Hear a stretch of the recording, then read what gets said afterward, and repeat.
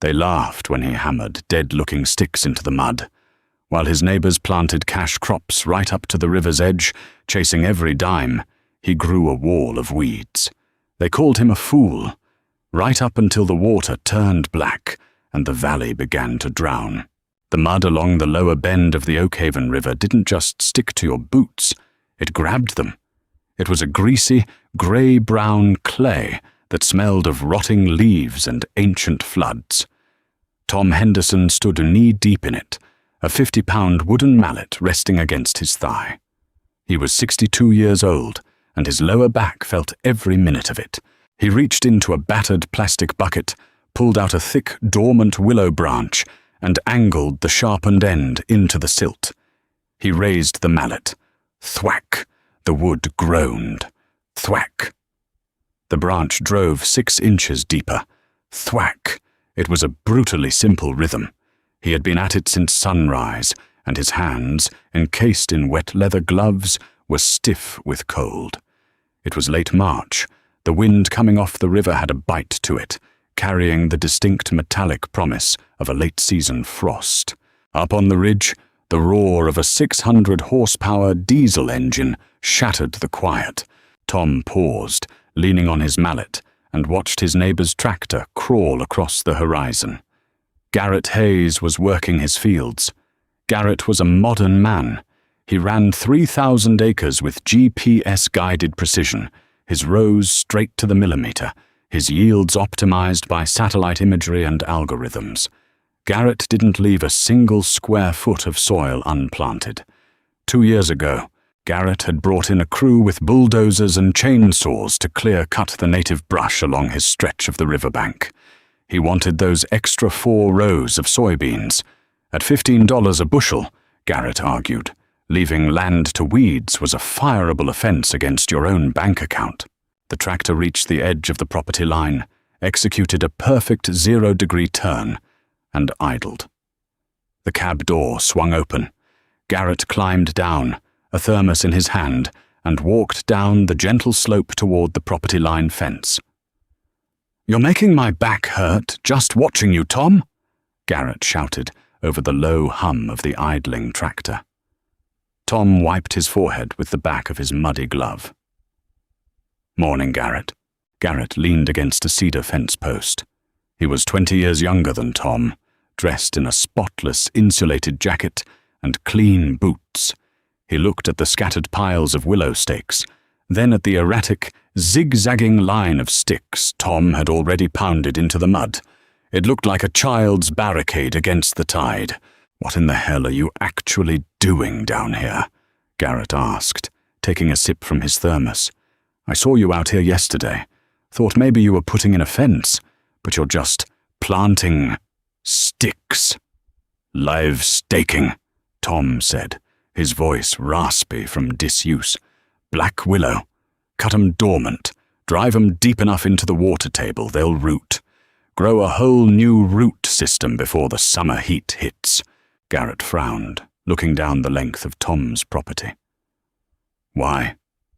"Willows are trash trees, Tom. They spread like a disease. They'll choke out your drainage tiles, and they look like hell. You're giving up a solid 30 feet of plantable soil from the top of the bank." "I'm giving it back," Tom corrected mildly. "Giving it back to who? The muskrats?" Garrett scoffed. He pointed a gloved finger at his own immaculate, laser-level field next door. The dark, tilled earth ran right up to a sharp, neat drop-off at the river's edge. "I pulled 3 extra tons off my river strip last fall. Paid for half my diesel bill for the month. You're leaving money in the dirt, Tom. Worse, you're planting weeds." Tom looked at Garrett's bank. It was clean, beautiful, in a sterile, mathematical way. But Tom also saw the hairline fractures in the dry dirt at the edge. He saw the way the water curled and undercut the bank, taking a handful of soil with it every hour. "River's got an appetite," Tom said, picking up another stake. "You can't starve it. You either feed it something it can't swallow, or it eats your livelihood." Garrett shook his head, a mixture of pity and annoyance on his face. He liked Tom. Everyone liked Tom. But the general consensus in the county was that Tom Henderson was stuck in the past, running a dying farm on sentimentality instead of a spreadsheet. "Suit yourself, old man," Garrett said, turning back toward his gleaming machine. "But when the county weed board comes out here to fine you for an unmanaged riparian zone, don't say I didn't warn you." Tom didn't reply. He just wedged the stake into the mud, raised the mallet, and brought it down. Thwack. He wasn't doing it for aesthetics. He wasn't doing it to be a contrarian. He remembered the spring of '93. He remembered standing on the porch with his father, watching brown water swallow an entire crop of winter wheat, listening to the horrifying sound of topsoil, thousands of tons of it, tearing away in great wet slabs and dissolving into the current. The river didn't care about property lines or profit margins. The river only cared about gravity and resistance. Garrett had stripped the resistance away. Tom was building it back. For 3 weeks, Tom cut and hammered. His shoulders ached with a dull, constant fire. He broke 2 mallets. He fell in the freezing mud twice. By the time he was done, 1,000 bare, jagged willow sticks protruded from the muddy bank, looking utterly useless. A graveyard of dead wood. 2 years passed. The farming economy did what it always did. It squeezed. Fertilizer costs skyrocketed. Grain prices dipped, rallied slightly, then plummeted on the news of a massive overseas harvest. The margins in the valley went from thin to translucent. In the diner on Main Street, the air was thick with the smell of burnt coffee, bacon grease, and anxiety. It was late April. The booths at Hank's were packed with men in heavy work coats, nursing black coffee and staring grimly at the weather reports playing on the corner television. "I need 55 bushels an acre just to break even on the seed loan," Bill Carver was saying, dragging a sugar packet aggressively across the Formica table. "If we don't get some heat next week, the corn's going to rot in the ground." Tom sat at the end of the counter, quietly eating a plate of scrambled eggs. "You ain't worried, Tom?" Bill called out, his voice carrying the sharp edge of a man looking for someone to share his misery. "Or did you find a market for those scrub trees you're growing down by the water?" A few chuckles rippled through the diner. Tom's willows were no longer sticks. They had exploded into life. Black willow is aggressive. It doesn't ask permission to grow. The dead-looking stakes had sent out millions of tiny, fibrous roots, knitting together in the darkness of the soil, forming an impenetrable subterranean net. Above ground, they had erupted into a dense, chaotic thicket of pale green leaves and pliable, whip-like branches. To the modern farmer's eye, it was an eyesore. It was messy. It cast long shadows over Tom's nearest rows of corn, stunting their growth. "They're not for sale, Bill," Tom said evenly, taking a sip of his coffee. Garrett Hayes, sitting across from Bill, shook his head. "I had to spray herbicide right up to my fence line last week, Tom. Your jungle is trying to creep into my beans. I'm telling you, man to man, it looks terrible. You've got dead branches in there, trash caught from the high water last month. It's a mess." "It's doing what it's supposed to do," Tom replied. "Which is what?" Garrett fired back. "Harboring raccoons? Because that's all it's doing. You've lost a 1/4 acre of yield. Easy. In this market, that's just stupid." The diner went a little quiet. The word stupid hung in the air. Men in the valley were polite, mostly. But financial stress was stripping the polite veneer away. Tom put his fork down. He looked at Garrett, really looked at him. Garrett's eyes had dark circles under them. The man was leveraged to the hilt. Every inch of his land had to produce, or the bank would come knocking. Tom understood the fear. He just disagreed with the reaction to it. "Garrett," Tom said softly, his voice lacking any malice. "Have you looked at the river lately? I see it every day from my cab." "Have you looked at the water?" Tom pressed. Garrett scowled. "It's water, Tom. It's high. It's spring. It happens." Tom tossed a crumpled $5 bill onto the counter and stood up. "The ground is full, Garrett. It hasn't frozen hard all winter, and it's been taking water since February. The water table is sitting an inch below the surface. A sponge can only hold so much." He walked out, the little bell above the door jingling weakly against the heavy diner door. Tom was right. The weather had turned strange. The sky over the valley had been a bruised, unbroken grey for 9 days. It wasn't storming. There was no thunder, no dramatic lightning strikes. It was just raining, a relentless, grinding, monotonous drizzle. By the first week of May, the mood in the valley shifted from anxious to panicked. The tractors stopped moving. The fields were impassable. Down by the property line, Tom stood in the pouring rain, a heavy waxed canvas coat draped over his shoulders, watching the Oakhaven River. It was no longer a river. It was a muscle. The water had lost its glassy, dark green surface. It was churning, violent, and the color of weak coffee. It was carrying debris, shattered logs, plastic buckets, entire uprooted cottonwood trees from somewhere miles upstream. The surface boiled with hidden currents. Tom walked slowly toward his property line, his boots sinking deep into the saturated turf. When he reached the fence separating his land from Garrett's, he stopped. The contrast was terrifying.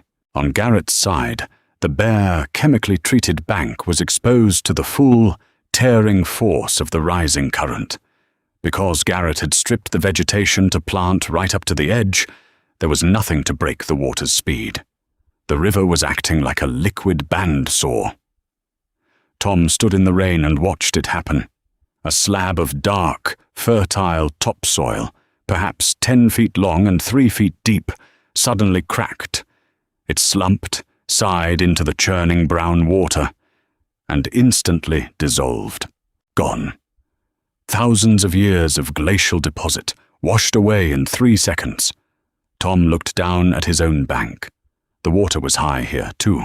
It was creeping up the trunks of the willows. But the water moving through his dense thicket wasn't violent. The thousands of pliable branches acted like a comb. As the roaring current hit the leading edge of Tom's willow wall, it broke apart. The energy shattered. The water slowed down. More importantly, the roots held. Below the mud, a million tiny fingers gripped the earth, refusing to let go. The water swirled through the trees, dropping the sediment it was carrying, actually building the bank rather than tearing it away. But the rain wasn't stopping. The forecast called for a stalled low-pressure system. 3 more days of heavy, unbroken rain. Tom pulled his collar up against the cold downpour. He could feel the low, subsonic rumble of the river through the soles of his boots.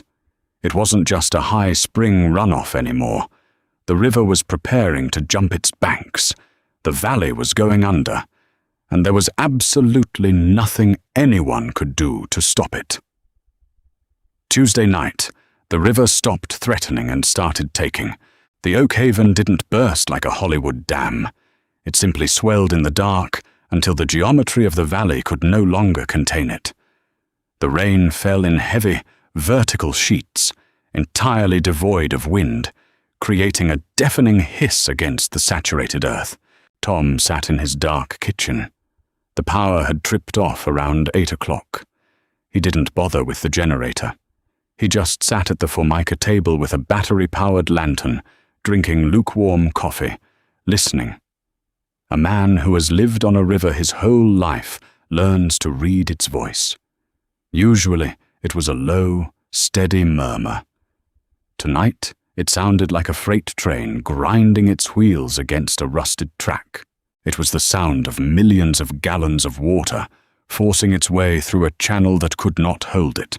Then came a new sound. The frantic, high-pitched scream of a diesel engine being pushed to the red line. Tom grabbed his heavy slicker and a high-beam flashlight, stepping out onto the back porch. The cold rain hit him like a physical blow.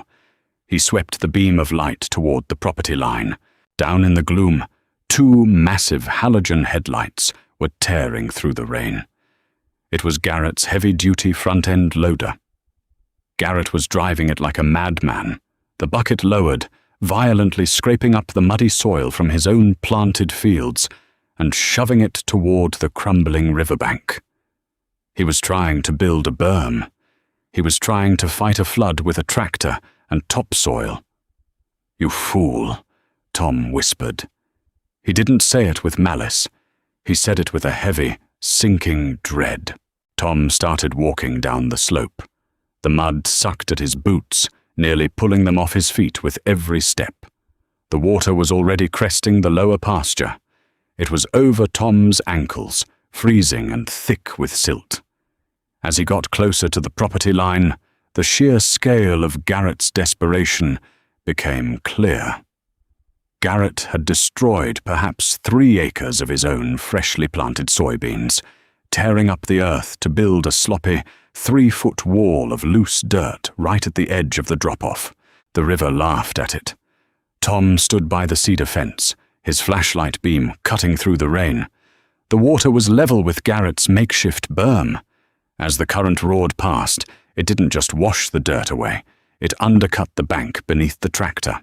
Garrett threw the loader into reverse, tires spinning uselessly in the slick clay, throwing massive rooster tails of mud into the air. The engine shrieked. He slammed the transmission forward, dropping the bucket to push another pathetic load of dirt against the rising tide. "Garrett!"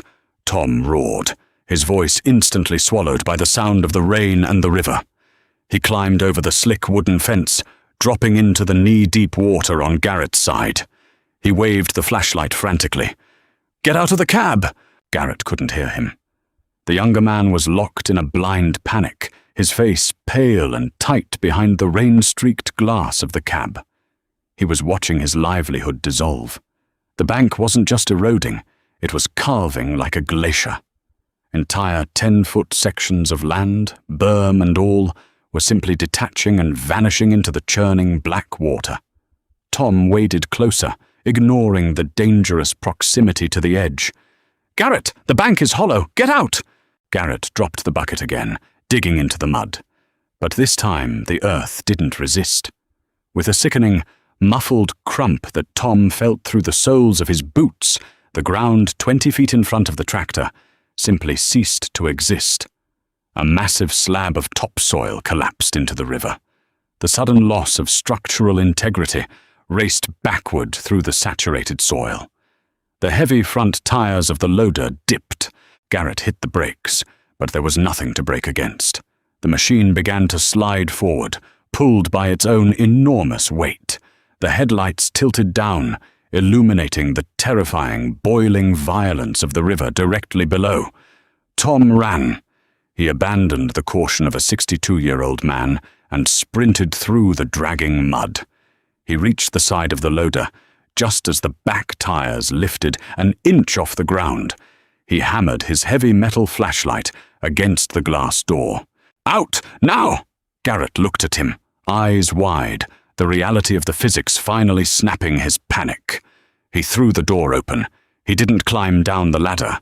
He simply threw himself sideways out of the cab. He hit the mud hard, rolling into the pooling water. Tom grabbed him by the collar of his expensive jacket and hauled him backward, dragging him 10 feet away. They both sat in the freezing muck, panting, the rain pounding against their backs. The front-end loader groaned. The steel frame twisted as the earth beneath it completely liquefied. Slowly, almost gracefully, the 20-ton machine tipped forward. The headlights plunged beneath the black water, glowing eerily for a fraction of a second before shorting out in a shower of sparks that were instantly quenched. The machine rolled, the heavy cab crushing into the bank, and then the river took it. The water swallowed the yellow metal, rolled it over once more, and dragged it down into the deep, churning center of the current. Gone. Garrett sat in the mud, staring at the empty space where his tractor and 20 feet of his field had been just a minute ago. He didn't speak. He just sat there, breathing in ragged, shallow gasps, shivering violently. Tom put a heavy hand on Garrett's shoulder. He didn't offer any platitudes. There was no, "I told you so." Nature didn't care about being right, and Tom took no pleasure in witnessing a man lose his war. "Come on," Tom said, his voice a low gravel against the storm. "We're going to the house. There's nothing left to save down here." They walked back up the slope in the dark. Behind them, the river crested. The black water finally spilled over the ruined banks, rushing across the flat expanse of the valley floor. It swept over Garrett's laser-leveled rows, lifting the expensive seeds, the chemical fertilizers, and the carefully tilled dirt, carrying it all away. Then the water hit Tom's property line. It hit the dense, chaotic wall of black willows. The river roared, slamming debris against the trunks.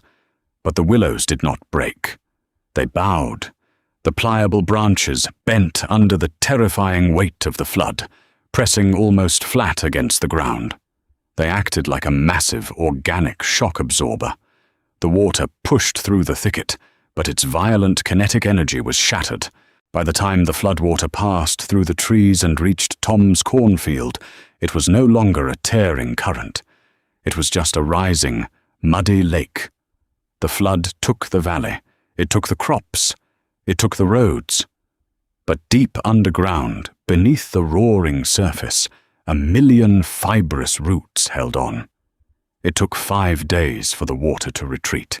When the river finally shrank back into its channel, it left behind a profound, suffocating silence.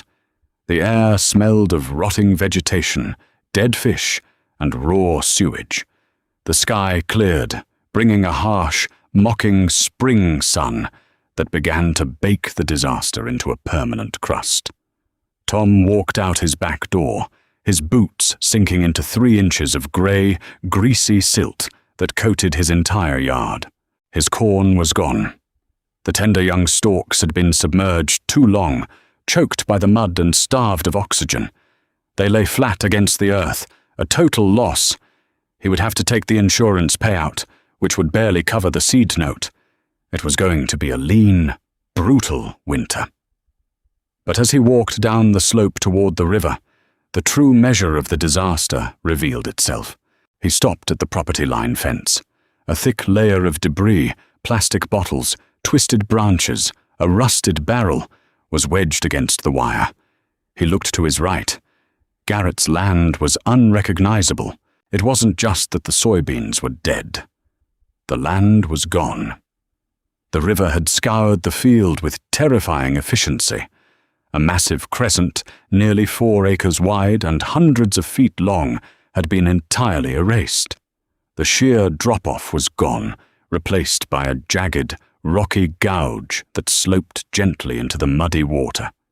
The dark, fertile topsoil, the biological gold that had taken 10,000 years to accumulate, had been stripped away down to the sterile, grey, glacial till underneath. Garrett hadn't just lost a crop. He had lost the farm. You cannot plant in gravel. To haul in enough topsoil to repair that crater would cost 10 times what the land was worth. The river had simply repossessed it. Tom turned his head and looked left, down his own bank. It was ugly. The wall of black willows looked like it had been hit by a bomb. The trees were plastered with mud and tangled with horrific amounts of trash. Whole sections of branches had been snapped and stripped of their bark. They were bent, bruised, and filthy. But they were there. Tom walked closer, stepping carefully through the slippery silt. He reached the edge of the willows. The ground beneath his boots wasn't rocky till. It was soft. He knelt down, driving his bare hand into the dirt. It was soil. The willows had bent under the flood, but they hadn't broken. Their dense branches had slowed the water down so drastically that the river had dropped its payload. Instead of scouring Tom's topsoil away, the flood had actually deposited 3 inches of fresh, nutrient-rich river silt directly into the thicket. The roots had locked the existing bank in place like steel rebar in concrete. Tom's bank hadn't retreated an inch. In fact, it had grown.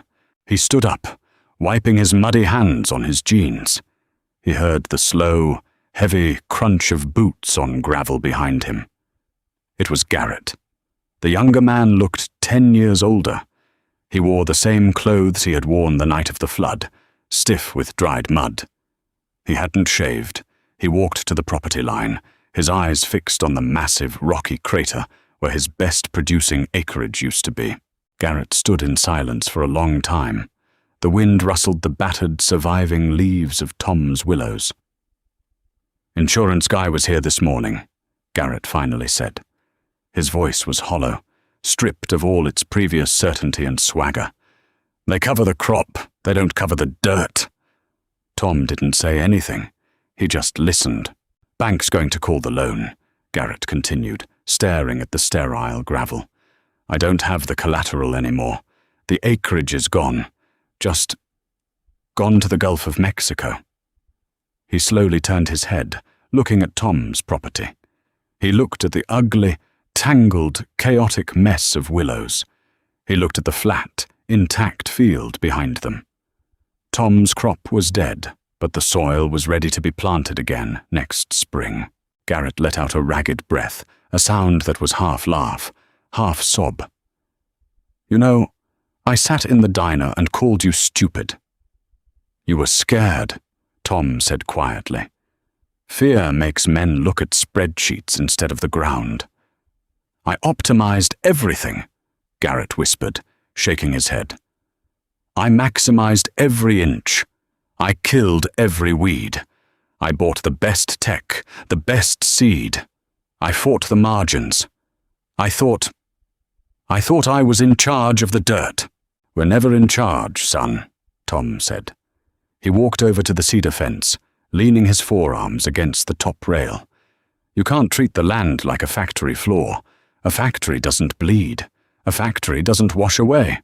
This dirt, it's alive. And if you strip away its armor just to wring another dollar out of it, nature will come to collect the debt." Garrett looked at the willows. "They look like hell." "They look like survival," Tom corrected. Garrett nodded slowly. The fight was completely gone from him. He reached into his pocket, pulled out a pack of cigarettes, and lit one with trembling hands. "I'm going to have to sell what's left. Try to cover the diesel notes. Move into town. Maybe get a job driving truck." He looked at Tom, his eyes red-rimmed. "You kept your farm." Tom looked at the ruins of his cornfield, then back at the river. "I kept the dirt. That's all any of us really own, Garrett. The right to hold the dirt for a little while." Tom turned away from the fence. He walked into the thicket of willows. He pulled a heavy folding knife from his belt. He found a thick, green branch that had survived the deluge, a branch surging with sap and stubborn, aggressive life. He cut it clean at the base. He walked back to the fence and held the willow branch out over the wire. Garrett stared at it. The cut end was pale and damp. "What's that for?" Garrett asked, his voice cracking. "There's a bend down by the county bridge," Tom said, his eyes steady. "Land belongs to the township, but nobody manages it. It's washing out bad. Needs anchoring." Garrett looked from the stick to Tom's face. He understood. Tom wasn't offering him a job. He was offering him a reason to put his boots on tomorrow. He was offering him a way to start paying the land back. "They're just useless sticks, Tom," Garrett said, a bitter, self-deprecating smile touching his lips. "Yeah," Tom said. "Drive them deep enough into the mud, they tend to surprise you." Garrett reached across the fence. He took the willow branch. It felt heavy in his hands. He looked at the ruined valley, the bright, uncaring sky, and the chaotic, beautiful, unbreakable wall of green. "All right," Garrett said quietly. All right. The river rolled on, a slow brown muscle moving toward the sea. The valley was broken, but it wasn't dead. Deep in the dark mud, where no spreadsheet could measure it, the roots were already drinking to the water, anchoring the earth, preparing for the next storm. If this story hit home for you, do me a favor and hit that like button. True farming isn't about fighting nature. It's about learning to work with her. Share this video with someone who needs a reminder that the old ways sometimes hold the deepest wisdom. Don't forget to subscribe to the channel and ring the bell so you never miss a story from the soil. Let me know in the comments, what useless sticks are you planting in your life?